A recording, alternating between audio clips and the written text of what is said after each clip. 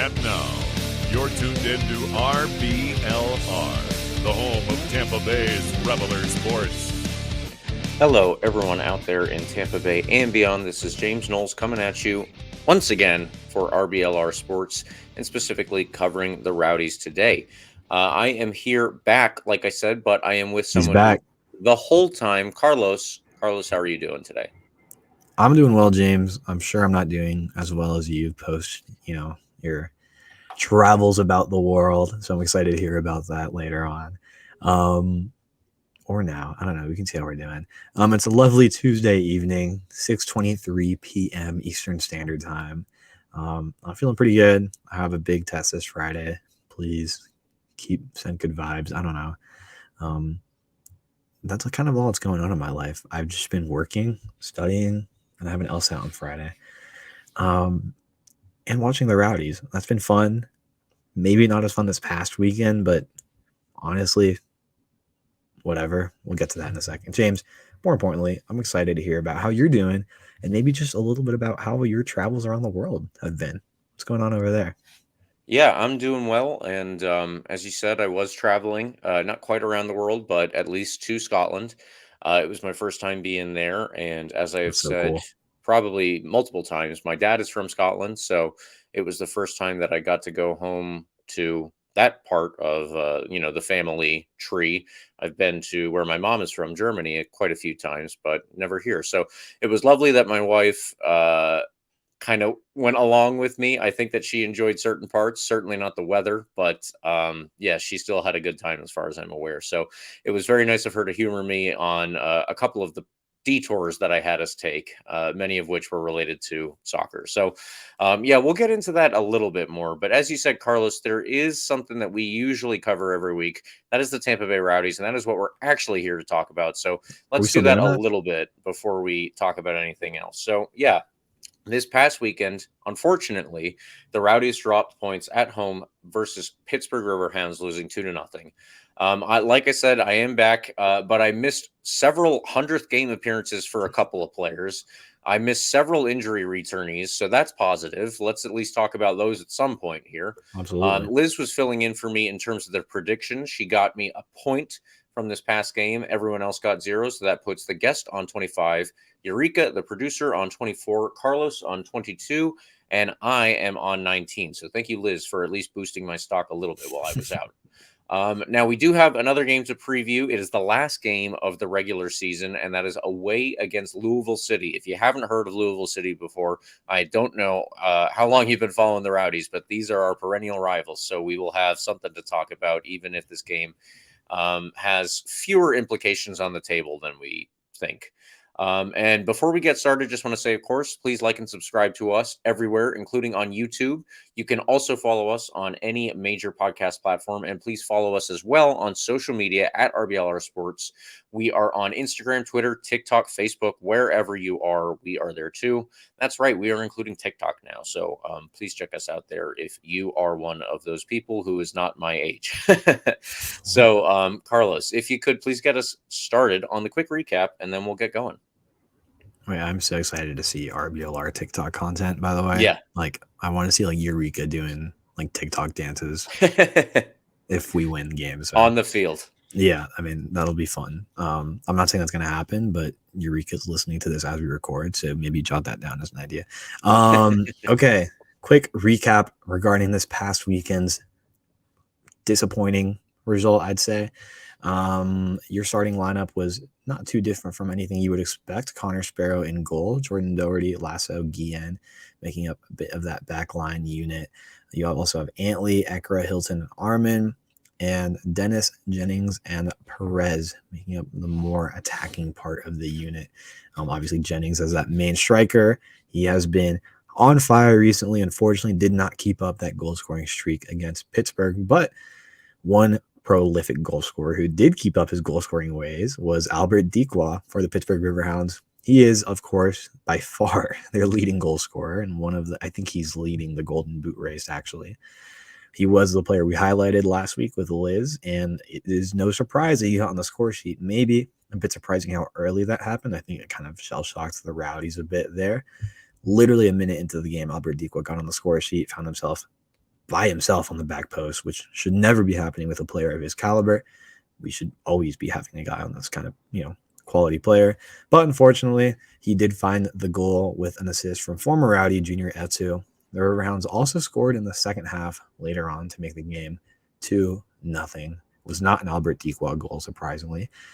Unfortunately, that is how the game would finish. The Rowdies would drop all 3 points in their last home game and lose any chance of catching up to Pittsburgh in the first place spot. That's it. The Rowdies are locked into the second place position in the Eastern Conference. It is by no means a bad season. The second place is great. I mean, you went into the playoffs, you get a good seed in the playoffs. It is unfortunately not that first seed that we had been hoping for. We'd been in punching distance this entire time, really. But Pittsburgh did pull away at the end, and this was truly the nail in the coffin for them. Congrats to them on the Supporter Shield. I think it's been far too long, actually, since they finished in first place. Always had a good team. I think they finally put the strings together. We'll see how they do in the playoffs. That's it. Biggest Rowdies news, apart from losing the possibility of getting first place, is that Leo Fernandez made his debut this season. And it's really, really fun to see. Really exciting. A player that's been working very hard behind the scenes to get back into shape. And here he is debuting for the Rowdies this 2023 season. Really great stuff. We'll talk about that later on, maybe the implications of that, James.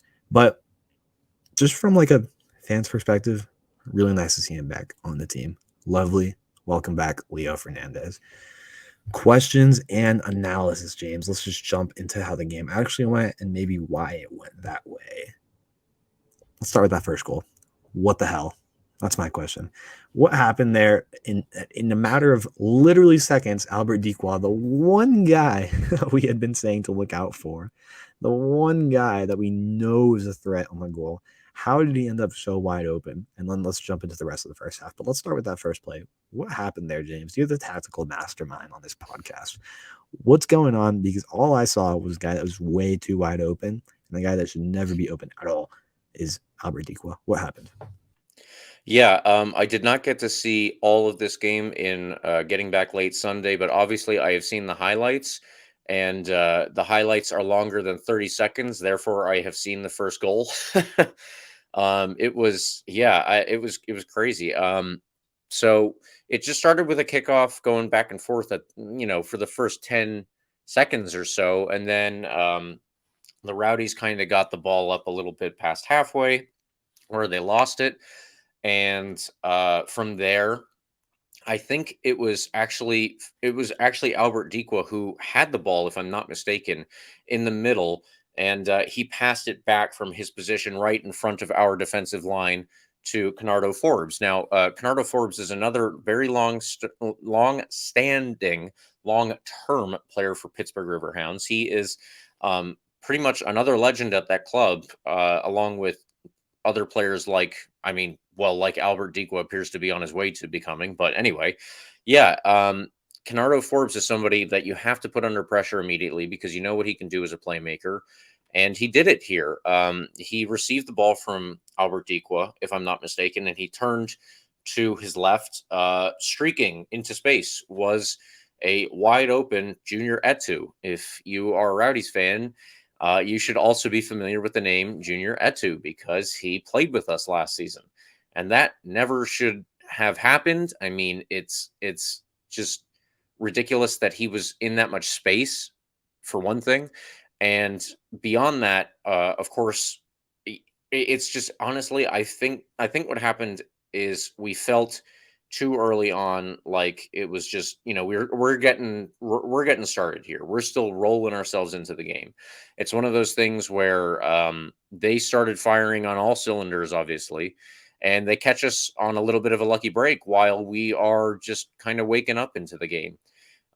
Usually they don't go that quickly. Obviously they don't get started immediately like that, but obviously Pittsburgh Riverhounds had a point to prove. And that point was A, they wanted to maintain their position in the Eastern Conference, but B, they wanted to finish, like you said, on top of the league table.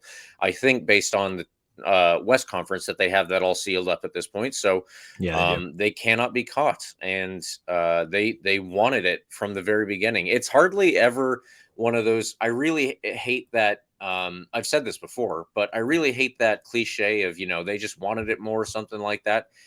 Phoenix did, they actually came out pretty much like they just were ready to go. So I want to start with Nikki. Well, I guess it's not starting, but Nikki Law's first comment from the post-game press conference here. I thought we were outfought, out-battled all night long, to be honest. Literally from the first whistle, that's just the way that it was there. If Kennardo Forbes can turn to his left and find somebody wide open in space, that's a failure right there. And then obviously something that you had already pointed out, if Junior Etu from his wide open space can find somebody on the back post, Albert Dikwa, wide open in space, that's another problem. I think that that was a huge failure on both sides, obviously, and on both sides of the field, I should say, like literally our right when Junior Etu's in space, and then our left when Albert Dikwa's in space. But I mean, it's ridiculous that is the way that we come into a home game against a team that we have to beat to have any chance of getting up to the top of the Eastern Conference. Obviously, now that's gone, now that it's Tuesday. But they don't know that going into this. You need to be yourself firing on all cylinders, and we just weren't to start the game. So they caught us napping. I really don't think there's a lot more to it than that, other than, the tactics of where players are lining up. That's, Albert Dikwa took up his position that was in front of our back line to receive the ball, play it backwards. Then he kind of snuck around and got to the back post without anybody following him. So, it's really, really unfortunate that is the way that we started. But Carlos, I have to turn it over to you for the rest of the first half here. Like I said, how did you see us going? I mean, based on that quote from Nikki Law and obviously the rest of the highlights that I saw, I think the Rowdies did have a couple of chances, but it seemed to me that Pittsburgh were absolutely the dominant team and that they were creating a lot more than we were the whole time. Yeah, I'm not really sure about like the dominant team. I think they played a better game. Obviously, I mean, they won. It's hard to not play the better game and win. I guess play worse and win, right? Like by definition. Honestly, like we played. It's one of those games that's kind of annoying because we played pretty well. Actually, we had plenty of really good looking opportunities throughout the game, but especially in the first half. Plenty of good chances, and Jamali Waite, the Pittsburgh goalie, stood on his head when he had to. There was plenty of opportunities that on slightly worse goalies would have definitely gone in. And again, I love Jamali is a fantastic goalie, a fantastic person. Every time I get to watch him play, it's really fun because I saw him play against us when he played for UConn back in my sophomore year. Really, really great guy then and really great guy now. But it's really annoying because he's such a good goalie when he plays against your team. And he kept them in the game when he had to. When there were times that Rowdies were really pushing for the equalizer, he made some incredible saves. And honestly, he was a huge factor in their game. Against any other goalie, I genuinely think we're tied by halftime, at least. I don't think Pittsburgh entirely outplayed us. If you look at the stats, we outshot them, which usually doesn't mean that much. But the FOT mob stat of big chances created is 1 for us, 2 for Pittsburgh. We missed our big chance, quote unquote. We had 72% possession, by the way, which is kind of a crazy stat. And that's usually how we like to play with a lot of ball. I'm not gonna say it's usually how we like to play, but we can play well with a lot of possession, playing down the wings, kind of imposing our game. But I think when you go down that early, literally 28, 29 seconds into the game, it can throw off a lot of your mentality. It can really kind of affect how the rest of the game goes, obviously. Sure. And I just kind of feel like we never really made Pittsburgh believe that they weren't going to win the game. Once you go up by 1, once you score that early goal, you could see Pittsburgh was really firing on all cylinders from literally kickoff. So it just didn't seem like we ever really, in hindsight, we ever really had a chance against a team that's playing that well. That's unfortunate because I think against most other teams, we come out pretty victorious with that stat line and the opportunities created. I think Pittsburgh really just is a fantastic team this year. And I don't know, like it just doesn't seem like we were able to. It wasn't, it seemed like, I'm not gonna say it wasn't our night because I think that's cliche, but it really was their night, if that makes any sense. Like they came into the game, they scored really early, and that first goal, like there's not one player to blame on the Rowdies. If you look back at that goal, there's so many different, like so many different things that went wrong, and so many different players that could have done something more. Like that's absolutely true. like if any one player did a little bit more and was like a bit more active coming back, then that goal would have never happened. Like you have Jan Ekra, who's way too slow coming back. You have Guillen, who sees the guy for Pittsburgh kind of open at the top of the box. And instead of covering Dequal, he actually steps out to that guy in the middle, which leaves Dequal wide open. Armin, way too slow coming back. Armin is just way behind. Like there's no way for him to catch up to Dequa. He had a good game otherwise, but on this opportunity in particular, he was just not really there. Maybe it's not his position to do that, to be fair, but like there's just so many different guys that could have gotten involved a lot earlier and prevented it from happening. So I think that's what Nicky Law is saying when like he's saying that the whole team was kind of outworked from the get-go. I mean, that's kind of the prime example was that first goal. You could see it happening in real time. Junior Etu, but like by the way, like before Dequa even gets the ball, Junior Etu should have never been that wide open. Exactly. Like on the outside. Like, and maybe that's Antley. That's it's not Perez. Perez is on the other side. So there's just a variety of different players here in the midfield and the back line. Guillen didn't really necessarily do anything wrong because there was a guy wide open there. Like, but there's just so many different guys that should have done more to prevent that from happening. If Pittsburgh doesn't get that first goal, like you're talking about an entirely different game, because they didn't really create like a ton of this insane opportunities after that until they got their other goal. It kind of started absorbing the pressure. They have the quality to do that and get away with it. I mean, if they don't get that early goal, they don't have the opportunity to do that. And the Rowdies and them are kind of going back and forth. And you're talking about a game that could have gone in any other direction. Like you said, the Rowdies were literally still kind of just warming up. The smoke hadn't settled from Ralph's Mob's end. Quite literally. Like from kickoff. Like there's so many things that could have gone differently had we prevented that first goal. So it's a little disappointing. Admittedly, my confidence level for finishing in first place, regardless of if we won this game or not, was pretty low. Like even if we did win this game, like then we have to go to Pittsburgh and get a good result when we have to go to Louisville and get like a win out there against Louisville because Pittsburgh's playing Detroit in the next game. Like I know that doesn't really matter. Like we should have won this game first and then worried about that later. But I think my point is saying like I'm not like insanely disappointed by finishing in second place just because I think there was other results earlier in the season that I'd be more disappointed by that could have helped us finish in first place. That being said, coming back to this game, I really do think it kind of comes back to your cliche. Like, if anybody stepped up a little bit more at the beginning, different game, entirely different game. Like, we created plenty of chances. We did what we needed to. I think if we hadn't stopped that goal, I could see a draw. If we had stopped that goal, I could see a draw being very realistic. Like, I don't know. There's so many different ways that a game could have gone. It's unfortunate Jamali had a fantastic game in goal for Pittsburgh, and Dequa was so wide open at the beginning of the game. Like, I don't know. There's not much else you can do there. In the first half, we had our chances. Cal Jennings just barely missed a goal, like wide, over the crossbar. What else? I'm looking back at the highlights again to refresh myself. Pittsburgh had a goal that was called back offsides, which was, I think, the right choice. And we had maybe one more chance at the end of the half.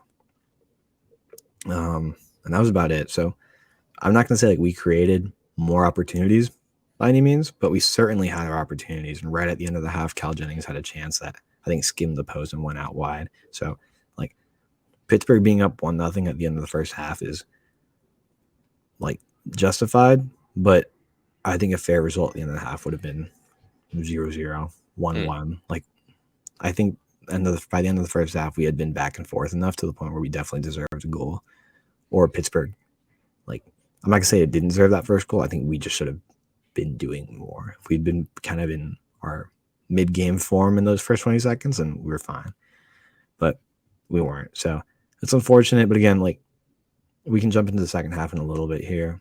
But I don't really know what else to say regarding the first half. Like it sucks. Like it Yeah, is what it is, though. Like we just weren't on our game early, and right. that's that. And I think there's a lesson to be learned there.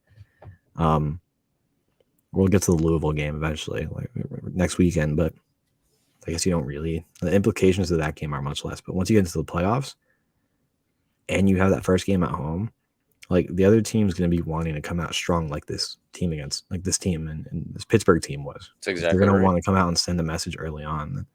I think there's a lesson to be learned from this result that if that happens, like you're putting yourself in a really dangerous hole. Sure, they're not going to be all as good as Pittsburgh, and you can recover, but we struggled to recover against Hartford. Yeah, I mean, we did. remember they scored an early-ish goal that surprised us and sent a message pretty early on that they weren't just going to roll over. And we barely got by them. So we're talking playoffs, better teams that are on their A game. They're going to come out firing on all cylinders, just like this Pittsburgh team. Mm-hmm. There's a lesson to be taken away from this game, and I think that's just be on your A game from the get-go. Doesn't really matter for the game against Louisville, but I think it's good practice to kind of keep that momentum and that, firing on all cylinders from the get-go against Louisville. I think that's perfectly fair. But Yeah. Carlos, with all of that said, the Rowdies did start poorly.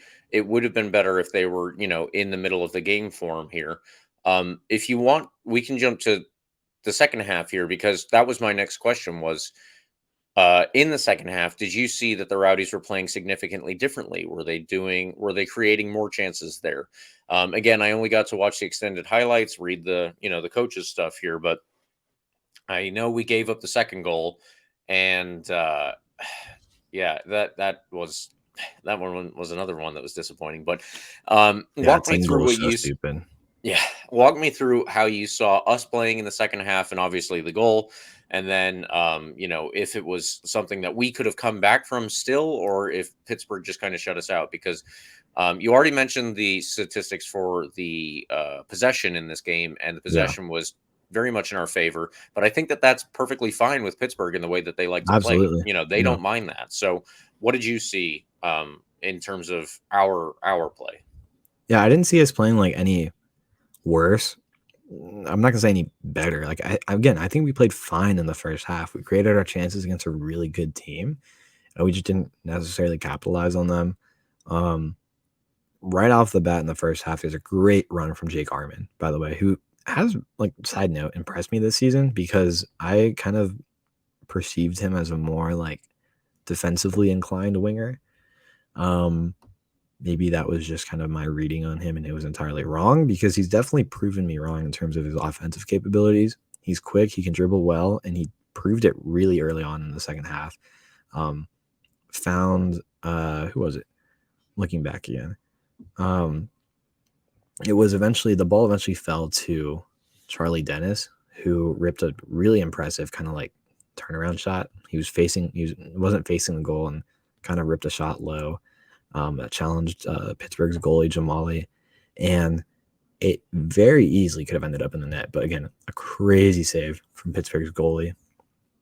What else? I mean, we created our other chances. Cal Jennings had a decent shot in the 60th minute. I'm looking back at the highlights again.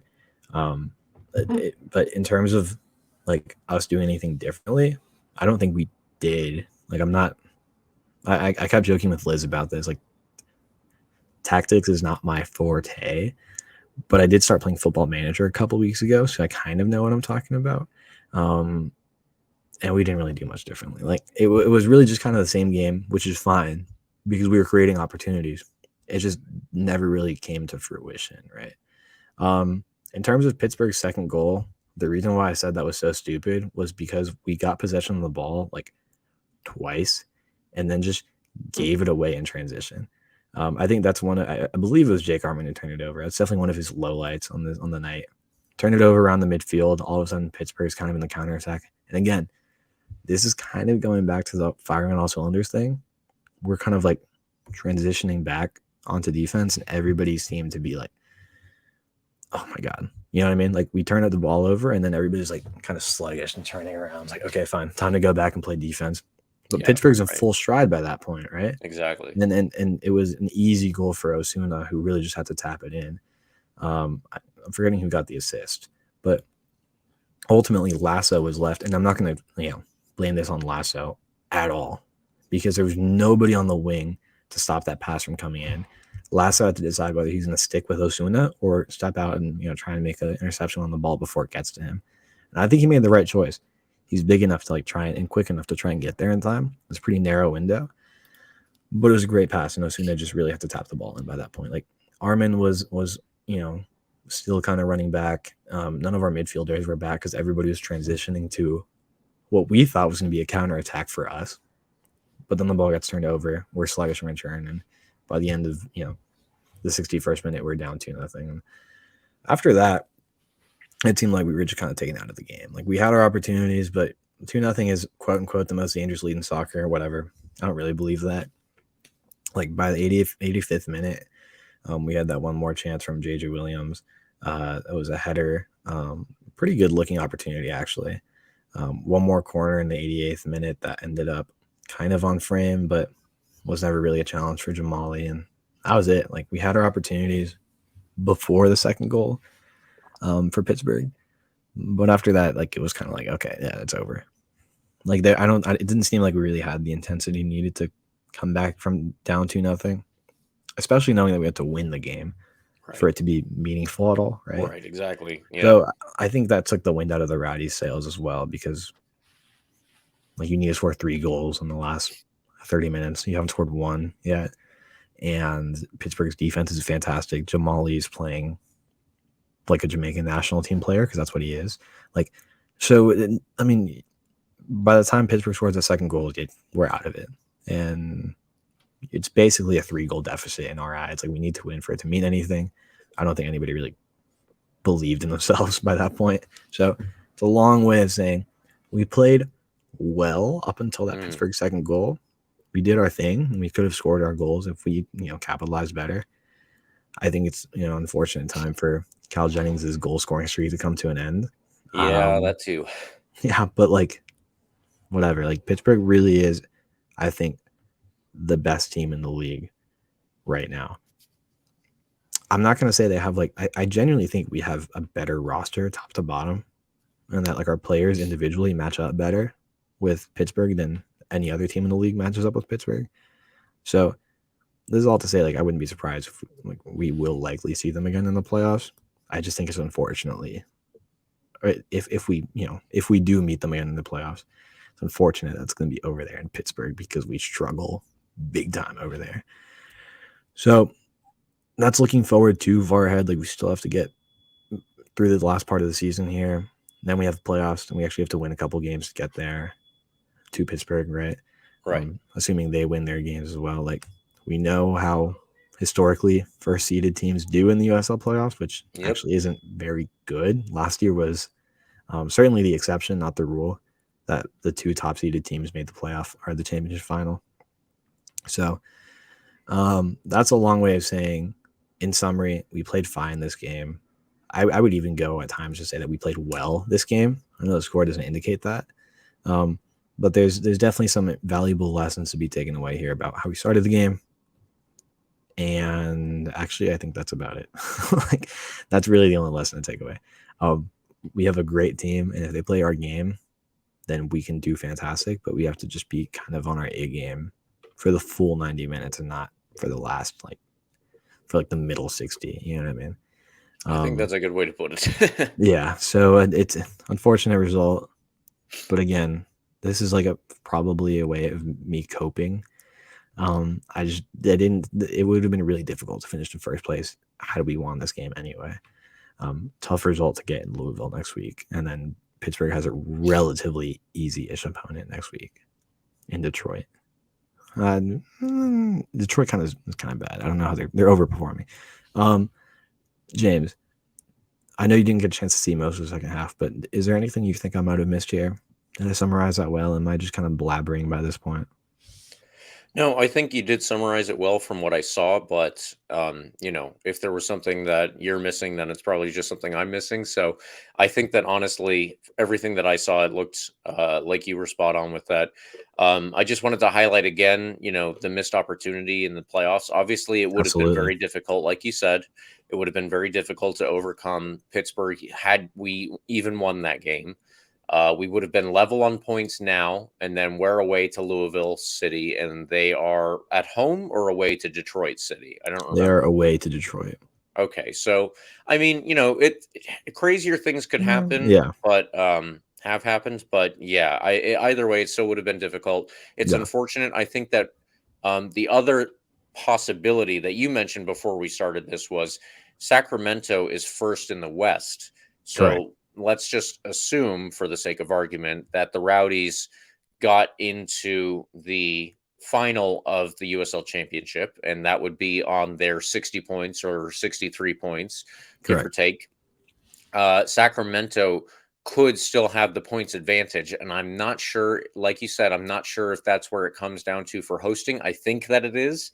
Yeah, I'm like 99% sure it comes Yeah, down to points. right. So in that sense, it is a lot more of a missed opportunity than anything. The only other thing that I'll say while I mention the missed opportunity is that I think while I was away, I missed how many players returned from injuries. So I saw Tons. the lineups a couple of games where players were all sorts of out of position. Like I've seen Jan Ecker kind of lining up at right back at times. So it's good that we have Forrest Lasso back because that was a problem. Absolutely. Aaron Guillen Absolutely. back, that was a problem. Aaron Guillen's a great player, obviously. Jake Arman back, we have like an actual left back. Sebastian Dalgard came back while I was away, and that's another huge addition. Like you got to Yeah, get all these guys back up to speed and get their fitness up absolutely. again. And I haven't even mentioned the most important player potentially, which is Leo Fernandez. Right. Leo Fernandez is probably, let's roll it back a little bit. Leo Fernandez is possibly the best player in the whole of the USL Championship when he is on his form. Last season, he obviously was the best player in the championship. He was named the MVP. So if anyone takes issue with that, you can go and knock on the league stores in Tampa. I'm fine with that. But They're actually pretty close by, yeah. yeah, They're on West so Shore. but yeah, I think that Leo Fernandez coming back when we didn't expect to have him this whole season, that's incredible. You got to get everybody back up to fitness. I guess, let's give them the benefit of the doubt and they can take a lemon in this game against Pittsburgh. Hopefully they can not take a lemon in the game against Louisville City, but also if they do, it's almost immaterial. Not necessarily. Who does Sacramento play in their final game? You said Miami. Sacramento has Miami at home for their final game. So, in all honesty, let's just assume that's a win. I don't like doing that, but let's just assume that it is. Sure. It's going to be difficult to catch them too. So, this game is in a couple of ways, it appears to be dead rubber. And I'm perfectly happy to let everybody get their fitness back up. And if we take another lemon, it's not going to be that much skin off my back, in all honesty. It's going to suck just because it's the team that we're playing. But at the end of the day, you and I aren't going to be all that I want us to leave Louisville with is our whole team and no injuries. That is what I want. That's my little rant there. I'll save my like Louisville predictions, like lineup and ideas for when we get there in a second. If we mention our man of the match for this past game. But like you said, there's very, very little implications regarding that game. So like I especially after this loss, honestly, like I think it's in a way it's kind of nice to have this buffer game before the playoffs. I really think so. Now that it's unfortunate that we lost this game against Pittsburgh, but now that it is in the history books and you can't change it, let's just move forward with all of the positives that you and I just said. Yeah, there's a lot of positives with having that buffer game. Get some guys that haven't played minutes.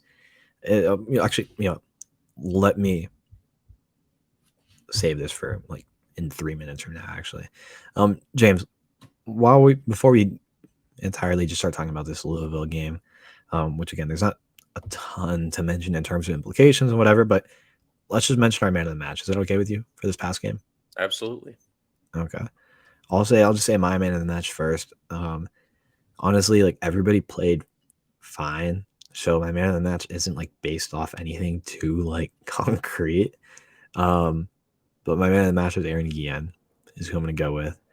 It's mostly because he had a fine game. Like everybody else on the roster had a fine game. He had this is mostly me like mentioning him and highlighting him again to mention the fact that he's back from injury, which is huge. This is it is a really challenging game to to have one of your first games back from injury but who cares? Like he's one of the best defenders in the league.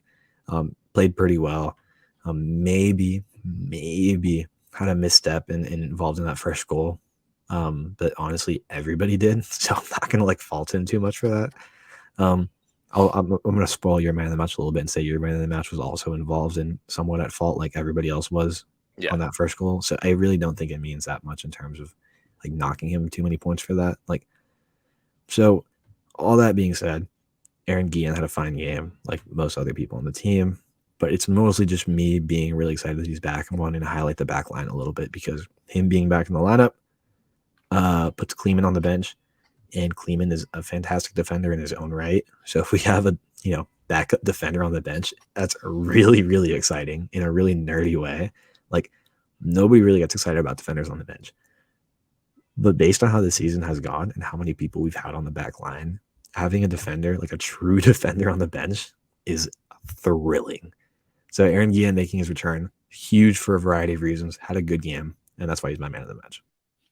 Yeah, as I have caveated already, I was not able to see the full game. I was able to see extended highlights. Based on the extended highlights and what I saw in terms of our actual creation, I chose my man who is another returnee, or I guess a recent returnee. He might have been in the last couple of games that I didn't see, but it's Jake Arman. I think that Jake Arman did very well, and I think that he was able to actually add to us getting forward down the left side too.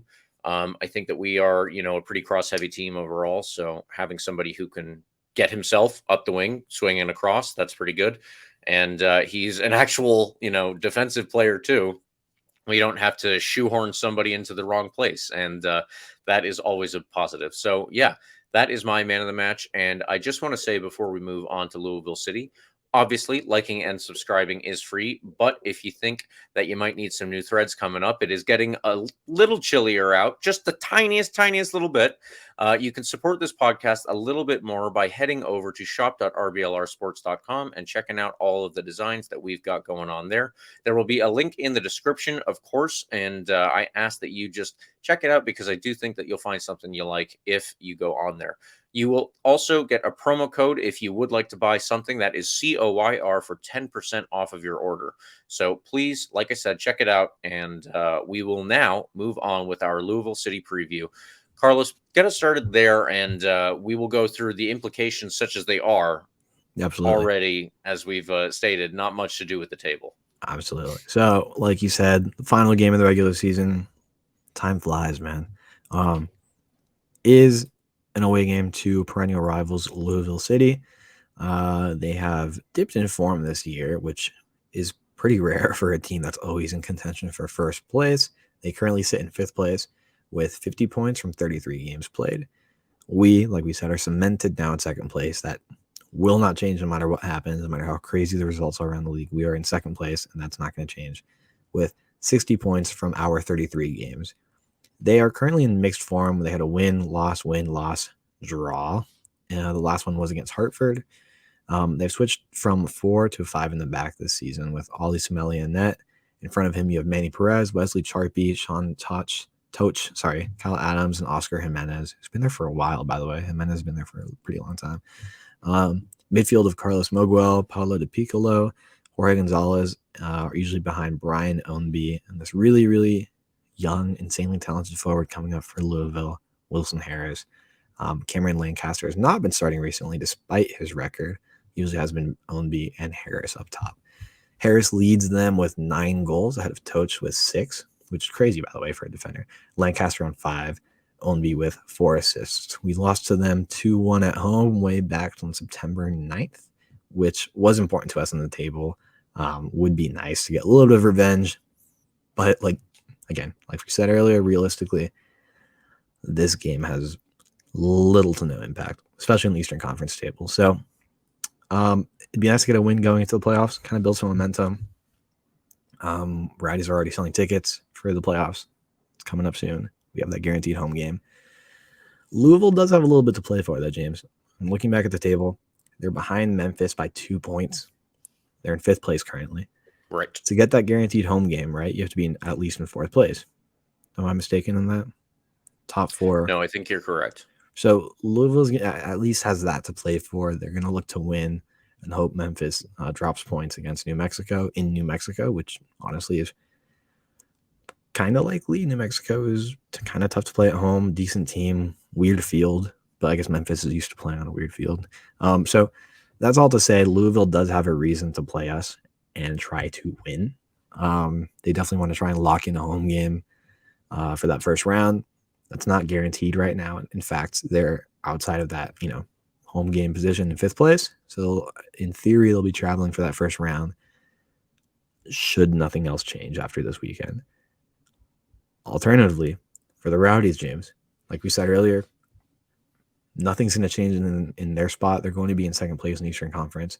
The only hypothetical situation where I can see anything being affected by this game, like we said, is if the Rowdies win and Sacramento drops points. The Rowdies are currently on 60 points. Sacramento, the 1st place team in the Western Conference, has 61 points, which means that if the Rowdies and Sacramento reach the final, I should fact check what I'm about to say, but I'm 98% sure that the home team is decided by those points. So presumably a Rowdy Sacramento final. If Sacramento's ahead on points still, we'd be going over there to Sacramento. If we play any other team in the Western Conference in the final, again, should we make it? Maybe I'm jinxing myself by saying that.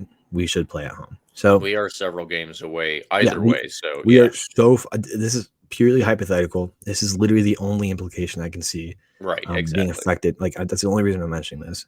This is the only thing being affected by a Rowdies win or loss or a Sacramento win or loss. Sacramento has Miami FC at home. Miami does have a lot to play for. They're in 8th place with 41 points. Detroit is in 9th place with 40 points. So Miami is just inside that playoff spot. They're 1 point ahead of the 9th place team. So they're going to look for a result as well to maintain that playoff spot. Okay. That was a long-winded way of saying, there's little to no implications here for us. If you're a Rowdies fan, you don't care about anything else, in the rest of the league doesn't really matter to you. This game doesn't really matter. Unless we play Sacramento in the final, in which case it matters a little bit. So keep that in mind. If you're really, really thinking far ahead, keep an eye on that Sacramento game against Miami on Saturday, and we'll see how this goes. We still have I think even if we tie, the tiebreaker would be the head-to-head results. We tied against Sacramento in the head-to-head results, so I'm not really sure what the tiebreaker is after that. Maybe a goal differential, in which case we'd be behind if we draw. So whatever. Point being, don't worry about it too much.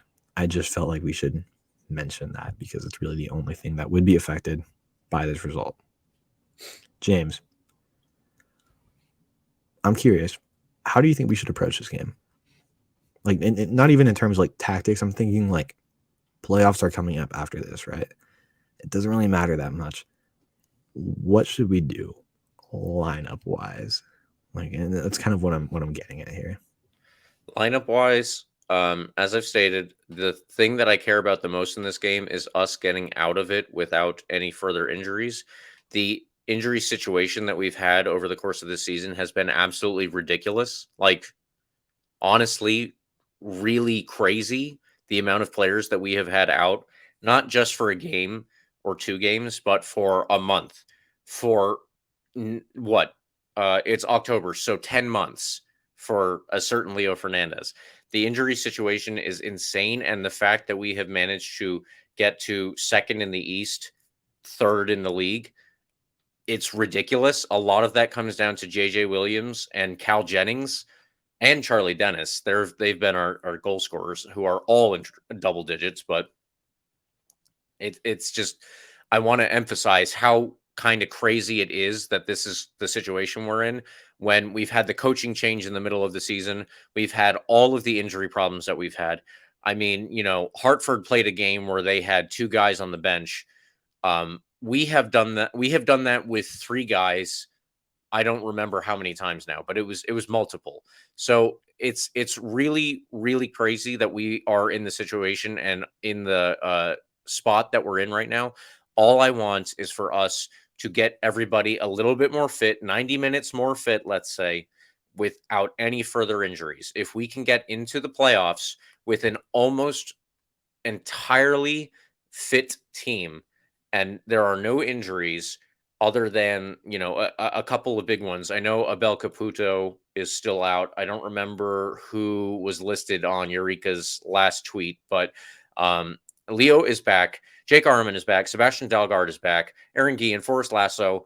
Jan Ekra was out at times. It's crazy where we are right now, guys. Like, this is the big thing. Get us some fitness in this game, and if we lose it, like, do not give it a second thought. In all honesty, the only thing that really matters is whether or not there are any further injuries. I know that it's hard to go and play as a professional. When you, like, to be a professional player, you have to have such a drive that you need to beat everyone as a kid, because that's how you get to be good enough to become a professional. So, like, you have that instinct. But in this game, my God, take it easy. Like, take it as easy as you can. Let Louisville City let Louisville bring the game to us. Let's sit back. And defend, absorb and defend. And if we get a break, great. That's fine. But, like, I really got to be honest here. I don't want any muscle strains. I don't want any pulls. I don't want any twists, any breaks, anything like that. That's what we have to avoid. So, that is where I'm coming at this game from. And with that, Carlos, if you don't have anything else, we can jump into my predictions, because it's pretty much on board with that. I will say, like, I'm kind of curious, like, lineup wise, how we approach this, because on one hand, there's the very distant implication of a final against Sacramento and what that would look like. How much value and weight do you put into that as a coach, thinking about the games before that? Probably very little. I'm thinking, like, what do you do with lineup? Do you put in your backups? Do you let guys who haven't played much get some action this season? Do you let Leo Fernandez take this as an opportunity to kind of, like, get some minutes and see how he feels, right? Like, again, realistically, I wouldn't start him, but definitely more minutes. But I mean, that's a question for Nicky Law. Like, what's he gonna do? Do you start him? Do you take him off at halftime? Like, it's an opportunity to kind of test him out, see how he feels in a pretty, competitive setting in Louisville against a team that's still fighting for, that home game. So they're going to be playing, right? I'm curious. I don't know. I really don't know how it's going to go. Like, it's fully up to Nicky Law's discretion and what he thinks and what his attitude will be about that. I would definitely give Leo more minutes than he's had, in the past game, because why not?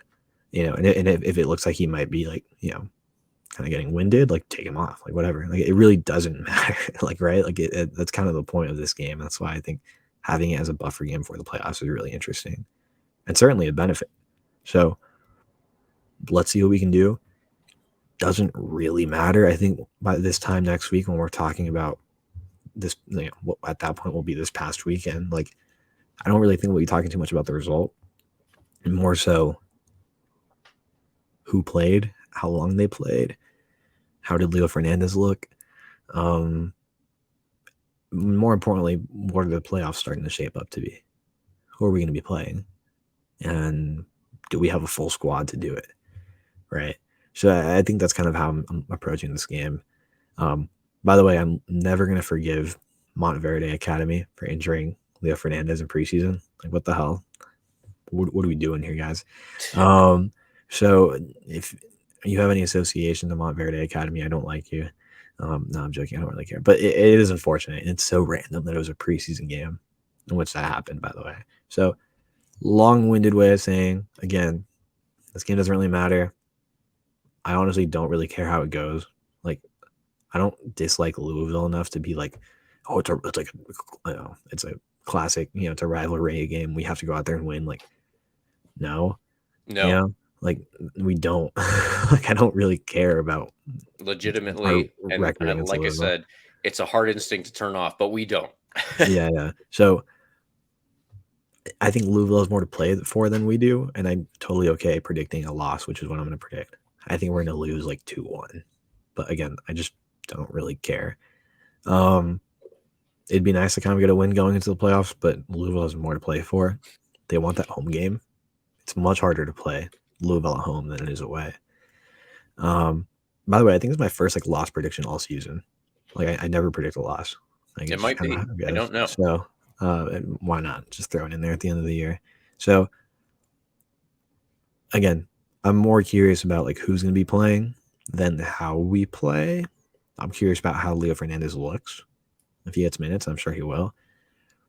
Screw it. Like, let Ariel Martinez start. Like, I don't really care. You know what I mean? Maybe, I don't know. Maybe you want to keep like Cal Jennings in good form, try and give him an opportunity to keep his goal scoring form going like into the playoffs. But again, like who plays or not doesn't really matter that much so long as there's no injuries. Yeah. That is truly what matters as much. When you get to a point where every game is like a final, like that's when it matters to have all your players and who you start and how they play. Obviously, this game, whatever. Louisville, I don't really dislike them enough to be like, again, we have to win. Like, it doesn't matter. So I'm gonna predict the loss, and again, I don't really care about it. Like, I'm not saying that to be pessimistic or like apathetic towards this game. Like, there's certainly things to keep an eye out for, but it's certainly not what the result is or how we play. No. Like, I'd be fine if we just started like a bunch of academy kids, really. I would be totally okay with that. If we just took like TBU and threw them out against Louisville and see what happens. Yeah, where's Tate Johnson? Bring him back from the MLS Next Pro division. Yeah. Like, it doesn't matter. Like, actually might be more entertaining to see how the TBU kids do. But whatever. That's my prediction. 2-1 loss. I don't really have a reason for it other than Louisville has more to play for than we do. And, if we see them in the playoffs, we'll be in higher seed than them, and then we'll have them at home, and we can beat them for real. Like, I don't really care. Whatever. Yeah, I agree with that. Along those same lines, it appears that both producer Eureka and I have taken a 1-1 draw. And keep an eye out. We are looking for the guest spot prediction. So that will be out before the game, which is played, obviously, on Saturday at 7:30. Yeah, I think that'll do it for us on the Louisville City stuff here. So, Carlos, good wrap up there. I think that we beat that to death.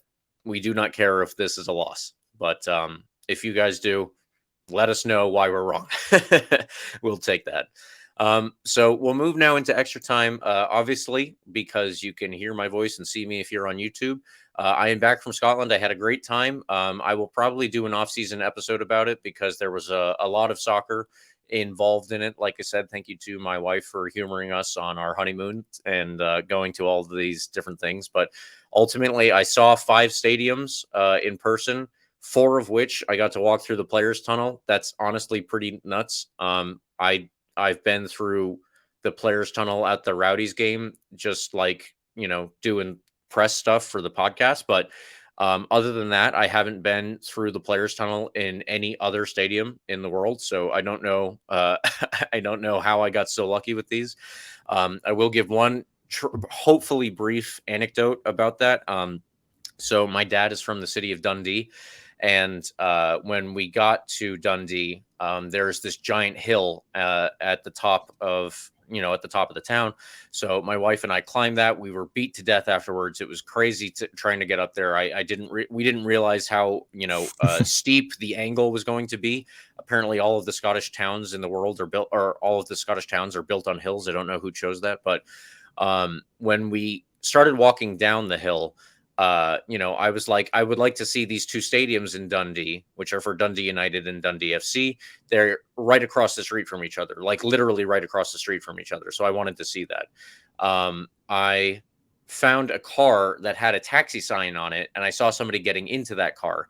I waved at him, and so he pulled the car over, and he said, "Where are you going?" And I said, I'm trying to go to Tanadis.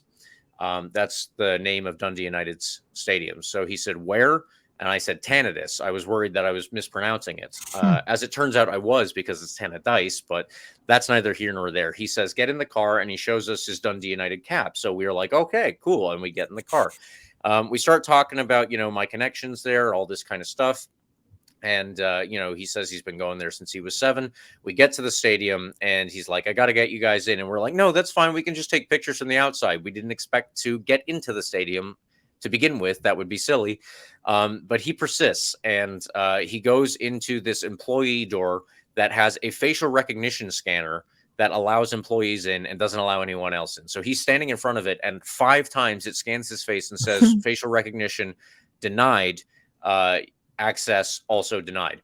So he's getting like grumpy at the machine, and it was kind of funny. But either way, he's so persistent that he gets out of that little enclave and he walks up to another door, can't get in that door, keeps walking, and finally the kit man in the Dundee United van pulls up, and he's like gonna leave for the day, but he sees us and he starts talking to our taxi driver George, and eventually he agrees to let us into the stadium where he was going to, put stuff away.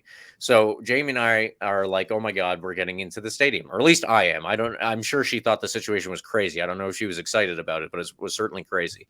So we get in there and he starts, he's like, I don't know if we're going to be able to get all the way through. And again, we're like, you don't have to. I just wanted to see it. He takes us through the player tunnel, and he tries the door, and he finds that the door is open, and he opens the player tunnel, and he lets us out onto the field. And I'm just absolutely blown away. It was crazy. We took a couple of pictures. George took a picture with us. I wish we had thought to do the same, but it was super funny how all of that worked out. And ultimately, when we were leaving, I tried to pay him, and he said, no, I don't need that. And I was like, well, you got us to the stadium. And he was like, yeah, but I wasn't working. I was going around to my mom's house for tea. So because I had told him where I was going, and he's a Dundee United fan, he decided to take us there, even though he wasn't actually working. So that was my probably not so brief anecdote, but it was a very silly story. And we were eternally grateful to George for getting us in George. There. Yeah, he was very good to us. And then Dundee FC Stadium was right across the street, so we took a couple of pictures, but there wasn't much to see from that angle. Anyway, that was the one thing I'll talk about in this one. Like I said, I'll probably do an off-season episode about the trip, but otherwise, it was a great time. And if you want to go to Scotland, I do recommend it. Now, Carlos, if you would please take us away with the rest of extra time before I drag this out any further. No, I will just say that international break is pulling up soon. This week, plenty of international games happening around the world. South American qualifiers ongoing this week. Ecuador plays Bolivia away on Thursday, which will be a fun one, and Colombia at home on Tuesday, which is always a good one. Side note, Ecuador called up this guy, 23-year-old, born in Germany, to a Ghanaian dad. His dad's from Ghana, and his mom is Ecuadorian. So an incredible cultural mix happening in this guy, John Yeboah, and playing in the Polish First Division, kind of under the radar for the past year or most of his life in terms of Ecuadorian soccer. At some point last year, there were whispers about this guy who was half Ecuadorian playing in the Polish First Division and playing really well. Just a random side note here. He got called up by Ecuador for the first time. I'm not sure how his Spanish is. I'm really curious to see how he develops with the team. He was born in Germany. Dad's from Ghana. Mom's Ecuadorian. Played in Germany for the first few years of his life. Played for Wolfsburg. Now he's playing for a team in Poland that I won't even try to pronounce their name, but they just beat Lechia Warsaw last week. So they're doing pretty well. They're top 3 in the table right now, and he's playing really, really well in the wing. So keep an eye out for him. A fun cultural kind of clash in the world of soccer. I know some people on Twitter that follow Ghana, soccer in Ghana, were pretty disappointed that Ecuador got to him first. So that's pretty fun. Fun storylines in the entire world of international soccer. Keep an eye out for all of that. I will be tweeting like hell about Ecuador for the next week. And I'll be tweeting about how this guy plays as well, because I'm really, really excited to see how he plays and how he deals with altitude, because that's going to be kind of interesting. Yeah. First game's in Bolivia, which is even greater altitude than Quito, Ecuador. So we'll see how that plays out. Going from that back to RBLR stuff, check out our new show, RBLR Deportes. And if you know anybody who'd like to help contribute and help build that podcast out, let us know. Looking for Spanish-speaking podcasters to talk about the entire world of Tampa Bay sports. That's going to be a fun time. Keep an eye out for all of that. New episodes coming from RBLR Deportes, all your Tampa Bay sports content in Spanish. And last but not least, I will advertise for free for the Rowdies. Get your playoff tickets ASAP. They're going to start selling out really, really quickly. Playoffs are a fun, fun time, and it's like truly what the whole season leads to, right? I mean, this is it. Playoffs, win or go home. So plenty of fun stuff incoming. We have our home game guaranteed. We'll see if that keeps going, depending on how the results go. So support the team and get your playoff tickets ASAP. I know all the staff over there and Joe are just itching to get the playoffs started, and I'm sure they'll help you out with your tickets as well. James, that's all of extra time. Do we have anything else to say? No, I think that the last thing that we have here is just to say thank you, listeners, for tuning in. We always appreciate, of course, when you do that. Please follow RBLR Sports on Instagram, Twitter, Facebook, TikTok, wherever you are on social media. We are too. You can get at me on Twitter if you are so inclined. I talked about a couple of my trips in Scotland, and most of it was soccer related, but I am at RBLR James K. What about you, Carlos? At Carlos TPA10 on Twitter. Drop the follow. Come see me talk about Ecuadorian soccer. And literally, I've just been retweeting tweets about this guy, John Yaboa. It's been really interesting to see his development and seeing what he can do and what's coming for him. Random side note, one of my latest retweets was that the Georgetown University Student Association Senate voted not to certify the results of the 2023 executive election in the student government. So I guess there's a coup happening in the student government. I don't really know what's going on. That's pretty fun stuff. If you want to learn about what happens with that, come drop a follow. I don't even really know what's happening there, but apparently there's just, I don't know. There's been lots of jokes about that, and I've been tweeting out about my university's dysfunctional student government. So that's a fun time as well. All right. Well, there you have it. And if you would please like and subscribe to our podcast. Obviously, we would appreciate you to do that. I assume that you have if you've gotten this far, but you can also get the full experience on YouTube. If you don't want that, we are on Spotify, the iHeartRadio app, Apple and Google Podcasts. Wherever you get podcasts, we are there. So for another week with a game in hand, no points, and with another week with a game coming up, we will just leave it here. Come on, you Rowdies.